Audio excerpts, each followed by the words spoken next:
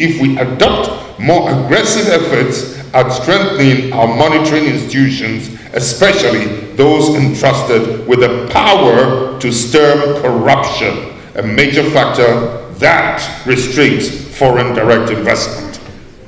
An African think tank recently reported that illicit financial outflows cost the continent between $38.4 billion and $25 billion between 2008 and 2010 respectively. Our countries do not fare any better in the annual corruption index of Transparency International. While there may be a lot of factors that enhance corruption, including the connivance of major global international players whose jurisdictions ironically exact huge penalties for white-collar fraud, Africa is primarily saddled with corruption because some members of a minority elite connive to rape the continent and ensure that the positive economic indices are only on paper and do not reach the pockets of the ordinary people of the country. The clapping was not loud enough.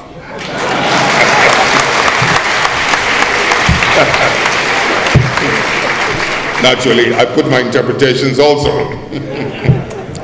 Ladies and gentlemen, we cannot continue to pay lip service to the strengthening, empowerment, and independent management of our multiple anti-corruption institutions. We live in countries where poor petty thieves get imprisoned for several years while businessmen who evade taxes in millions of dollars or a politician who misappropriates millions of state funds escape punishment.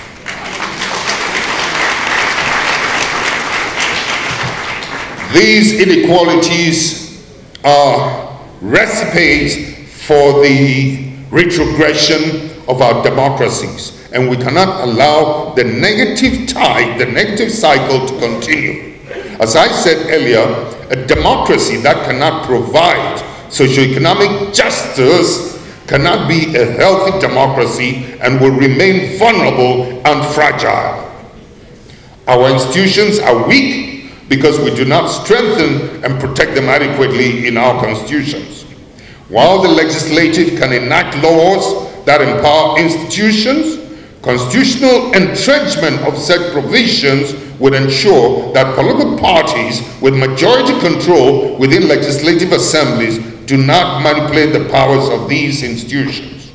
Ladies and gentlemen, institutions in the advanced countries have evolved over time, having encountered huge challenges.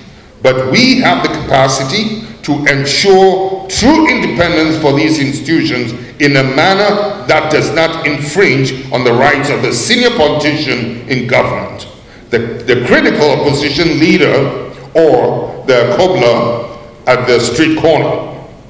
Africa has bright prospects, but these prospects can only see fruition if we embrace a patriotic desire to witness even development within our societies, and not a selfish, myopic desire to enrich oneself at the expense of national development and cohesion. One of our proudest assets must be our sense of nationalism.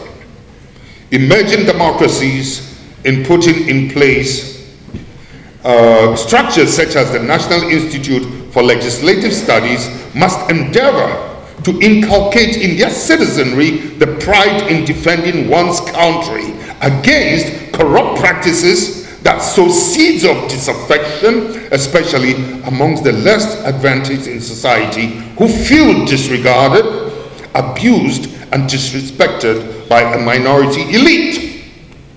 Can we change the cycle of profiting from wrong to profiting from right? not, once again, our democracy will continue to remain vulnerable and fragile. Only last Friday, a former Attorney General in Ghana, my country, who has waged a relentless campaign against the payment of questionable judgment debts to individuals and institutions, went to court and obtained a Supreme Court ruling ordering the retrieval of over 40 million euros from an international company which had earlier convinced government to pay her the said amount over an alleged abrogated contract. Ladies and gentlemen, the former Attorney General, who at times faced serious ridicule from his compatriots, stood his ground against all odds and won the case for Ghana. Ladies and gentlemen, today he is ironically being touted as a hero. But did he have to fight a lonely fight in defense of his country's meager resources? Does Nigeria have its lonely heroes too? Yes, indeed, you do. You do. Some of them are even persecuted by the ogas at the top. I know.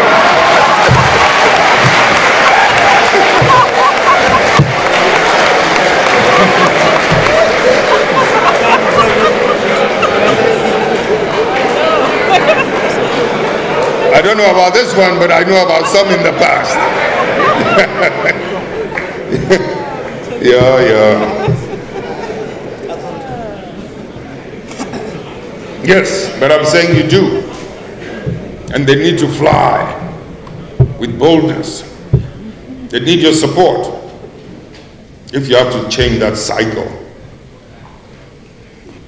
People must learn to profit from right, from virtue, and not from vice. Ladies and gentlemen, once again, my gratitude goes to the National Institute for Legislative Studies, the Association of European Parliamentarians with Africa, and the entire Senate, led by President David Mark and his deputy Ike Ikweremadu, and the ECOWAS Parliament for inviting me to be part of this important event. Excellencies, ladies and distinguished ladies and gentlemen, I thank you once again. God bless. We can keep clapping on Jerry next to the